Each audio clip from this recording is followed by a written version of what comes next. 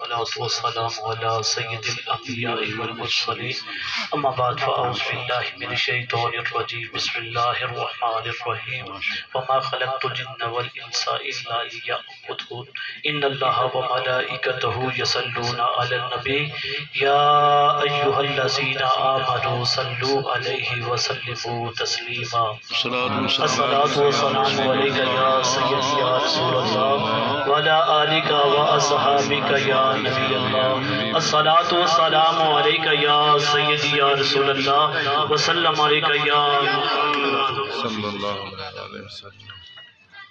حضرت امام زین العابدین رضی اللہ تعالی عنہ سے ایک بندہ کے عرض کرنے لگا، اے خاندان نبوت کے چراغ، ہم نے سنا ہے کہ بنی اسرائیل قوم کی 72 فرقے ہوں گے اور ہماری اس امت کے 73 فرقے ہونے ہیں، آپ ہمیں یہ بتا دیجئے کہ پیارے آقا کے فرمان کے مطابق 72 فرقے جہنمی ہیں، ایک فرقہ جنتی ہے، تو آپ بتا دیجئے کہ وہ جنتی فرقہ کون سا ہے؟ سبحان اللہ۔ اب یہ رسول کریم صلی اللہ علیہ وسلم کے خاندان سے ہیں، دین ان کے گھر سے ہے، ان کے گھر سے ہی اصل بات ملنی تھی، تو میں قربان جاؤں۔ آپ نے بڑا حسین سا جواب فرمایا، آپ نے فرمایا کہ اگر دیکھنا چاہتے ہیں کہ جنتی فرقہ کون سا ہے، جنتی جماعت کون سی ہے، تو واضح نشانی بتا دیتا ہوں، جو جماعت جو گروہ محمد والے محمد پہ سب سے زیادہ درود پڑے سمجھے وہ جنتی بیٹھے ہوئے ہیں۔ الحمدللہ سارے درود پڑھنے والے بیٹھے ہیں، سارے جنتی بیٹھے ہیں۔ اب کوئی زبان خاموش نہ رہے۔ الصلاۃ والسلام علیکہ یا سیدی یا رسول اللہ وعلی آلک واصحابک یا محمد رسول اللہ۔ سامعین محترم، میں بالکل تھوڑا سا ٹائم لوں گا، بالکل تھوڑا سا ٹائم لوں گا، بس مخصوص صرف ہے جو ہمارے بزرگ چلے گئے ہیں ان کے لیے ہم سفارش مان کے آئے ہیں۔ ہم نے اللہ کے حضور دعا کرنی ہے کہ یا اللہ ہمارے بزرگ چلے گئے ہیں، ان کے اوپر اپنی رحمتوں برکتوں کا نزول فرما۔ صرف مقصود حاضری ہے، ان کی یہ دعا ہے، کوئی مقصد نہیں ہے بیان نہ بھی کیا جائے تو کوئی مسئلہ نہیں، بے شمار جگہوں پہ پڑھ لیتے ہیں، اگر نہ بھی ملے گا ٹائم تو کوئی بات نہیں، صرف یہ ہے کہ دعا کرنی ہے ان کے لیے۔ تو میں آج دیکھیں، آج اس زمانے کے اندر ہر بندہ جس کو بھی دیکھ لو پریشان نظر آئے گا، ہر بندہ پریشان ہے، کوئی اولاد کی وجہ سے پریشان ہے، کوئی دولت کی وجہ سے پریشان ہے، کوئی شہرت کی وجہ سے پریشان ہے، کوئی بھوک کی وجہ سے پریشان ہے، کوئی بندہ زیادہ کھانا کھانے کی وجہ سے پریشان ہے، جس کو بھی دیکھ لو ہر بندہ پریشان ہے۔ پریشانی کی وجہ کیا ہے؟ آج ہمارے پاس دولت بھی ہے، عزت بھی ہے، مرتبہ بھی ہے، شہرت بھی ہے، سب کچھ ہے، لیکن اس کے باوجود ہم لوگ پریشان ہیں۔ اس کی وجہ کیا ہے کہ ہم نے اپنے اللہ کو چھوڑ دیا ہے، ہم نے اپنا تعلق اللہ سے کمزور کر لیا ہے۔ اگر ہم نے اپنی آس امید لگائی ہے تو لوگوں سے لگائی ہے، اللہ کو چھوڑا ہے۔ جب ہم اللہ کو چھوڑ کے آس امید لوگوں سے لگائیں گے تو پھر لوگوں نے ہمارے ساتھ کام بھی لوگوں والا ہی کرنا ہے۔ حضرت عمر فاروق رضی اللہ تعالیٰ عنہ کی عدالت لگی ہوئی ہے، ایک بندہ آیا، دو بندے داخل ہوتے ہیں، دونوں کی شکل و شباہت آپس میں بہت ملتی ہے، ایک جیسے دونوں۔ آپ نے پوچھا کہ بھئی آپ لوگ کون ہیں؟ ایک جیسے بندے، کیا آپ جڑوا ہیں؟ تو ان میں سے جو بڑا تھا وہ کہنے لگا، اے امیر المومنین میں اس کا باپ ہوں، یہ میرا بیٹا ہے۔ آپ نے فرمایا اس سے قبل میں نے بے شمار باپ بیٹا دیکھے، لیکن اس طرح آپس کے اندر شکل و شباہت ملتی ہوئی نہیں دیکھی جس طرح آپ دونوں کی ہے۔ تو باپ کہنے لگا، اے امیر المومنین اگر آپ اس کا قصہ سنیں، آپ اس کی بات سنیں تو آپ زیادہ حیران ہو جائیں گے۔ آپ نے فرمایا جی بیان کریں۔ وہ باپ کہنے لگا کہ جناب والا میں پیشے کے لحاظ سے تاجر ہوں، میرا کام ہے جنس ایک جگہ سے خرید کے دوسرے علاقے کے اندر ملک کے اندر فروخت کرنا۔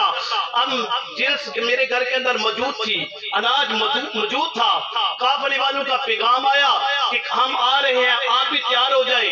وہ یہ بندہ ہی کہتا ہے کہ اے امیر المومنین میں اور میرے گھر کے اندر صرف 2 لوگ ہیں، میں اور میری زوجہ موجود ہیں، اللہ کی رحمت ہے۔ اللہ کی رحمت ہے۔ جب میں جانے لگا تو میری بیوی نے پوچھا کہ یہ جو بچہ اللہ ہمیں عطا کرنے والا ہے اس کو کس کے سپرد کر کے جا رہے ہو؟ تو وہ تاجر کہتا ہے کہ اے امیر المومنین میں نے یہ بولا کہ اس بچے کو میں اللہ کے سپرد کر کے جانے لگا ہوں۔ اتنی بات کی چلا گیا سال 6 مہینے کے بعد جب واپسی ہوئی، ابھی گاؤں سے باہر ہی ہے، ابھی گھر سے دور ہی ہے، تو باپ کی محبت دل کے اندر جوش مارتی ہے، پتہ نہیں اللہ مجھے بیٹا عطا کیا کہ بیٹی عطا فرمائی ہے۔ ابھی اسی ششو پنج میں تھا، جب چلتے چلتے گھر کے پاس پہنچا تو دیکھا تالا لگا ہوا ہے، گھر کا دروازہ بند ہے، پریشان ہو گیا، میری زوجہ کدھر ہے، میری بیوی کدھر ہے؟ محلے والوں نے بتایا کہ جب اس کے اوپر ولادت کا ٹائم تھا اس کے پاس کوئی نہیں تھا، اس وجہ سے اس کا وصال ہو گیا، ہم گاؤں والوں نے مل کے اسے دفن کر دیا۔ ایک ساتھ گھر والے نے، محلے والے نے جا کے قبر کی نشاندہی کروا دی۔ جب قبر کی نشاندہی کروا دی تو وہ بندہ تھا رونے دھونے کے علاوہ کر کیا سکتا تھا؟ رویا دھویا دعا کی واپس آ گیا۔ ابھی کہتا ہے کہ اے امیر المومنین شام کا وقت ہوا، میں گھر میں بیٹھا ہوا تھا، میرا دل چاہتے نہ چاہتے ہوئے بھی بار بار کرے کہ مجھے قبر میں جانا چاہیے، قبرستان پہ جانا چاہیے۔ پھر جاتے ہیں، وہ بندہ کہتا ہے کہ میں بوجھل قدموں سے گھر سے نکلا، جہاں سے محلے والے نے قبر کی نشاندہی کروائی تھی، میں نے دیکھا کہ آگ کا ایک بہت بڑا شعلہ نکل رہا ہے۔ میرا دل ڈر گیا کہ یا اللہ یہ کیا ماجرا ہے؟ میری بیوی تو صوم و صلاۃ کی بڑی پابند تھی، نماز پڑھنے والی تھی، میرے تابع دار تھی، اللہ کا ذکر کرنے والی تھی، یا اللہ کہ یہ کیا ماجرا ہے؟ وہ بندہ کہتا ہے کہ میں جو قبر کے قریب ہوتا گیا آگ کا شعلہ ٹھنڈا ہوتا گیا، آگ کا شعلہ ٹھنڈا ہوتا گیا، ابھی میں قبر کے پاس ہی پہنچا، آگ ختم ہوئی، قبر کھلی تو میں دیکھتا کیا ہوں، اس کے اندر ایک ننھا بچہ کھیل رہا ہے، ایک ننھا بچہ قبر کے اندر کھیل رہا ہے۔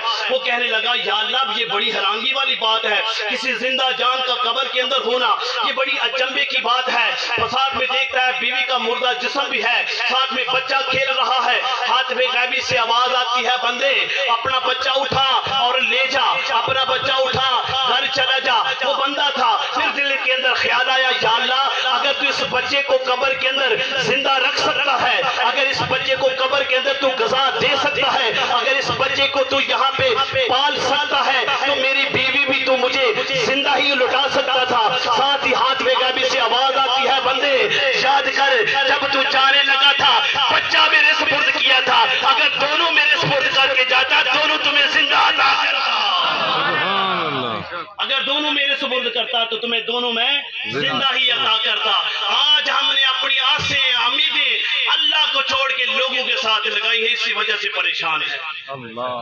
آئے اپنے اللہ سے تعلق مضبوط کریں، اپنے اللہ سے ہمارا جب تعلق مضبوط ہو جائے گا ہمیں دنیا کی فکر نہیں ہے، ہمیں تعلق مضبوط کرنا ہے تو اللہ سے کرنا ہے۔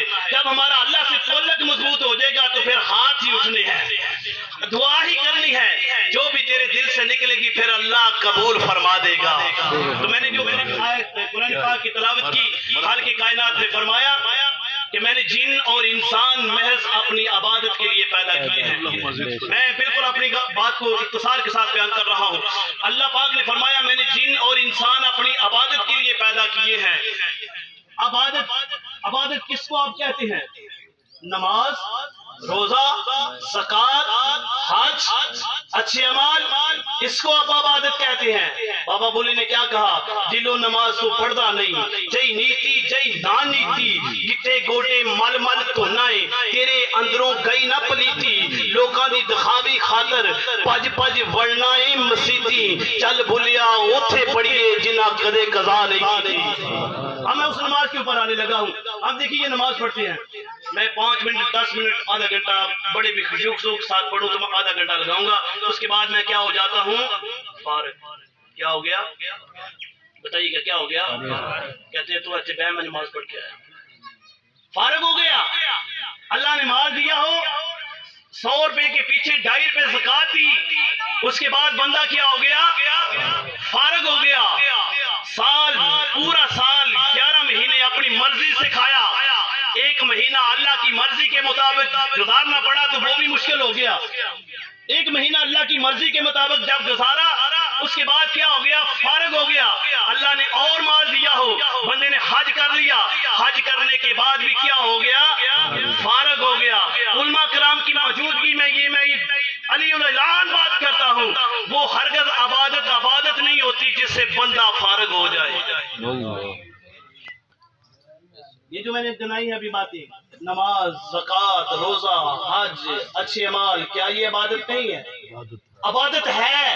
میں معاذ اللہ استغفر اللہ یہ نہیں کہتا کہ عبادت نہیں ہے، عبادت ہے، عبادت کا جز ہے، عبادت کا حصہ ہے، اتنی دیر جتنی دیر ہم یہ کر رہے ہیں۔ اب سوال یہ پھر پیدا ہوا، پھر وہ کون سی عبادت ہے جو اللہ نے جن اور انسانوں کو اپنی عبادت کے لیے پیدا کیا ہے؟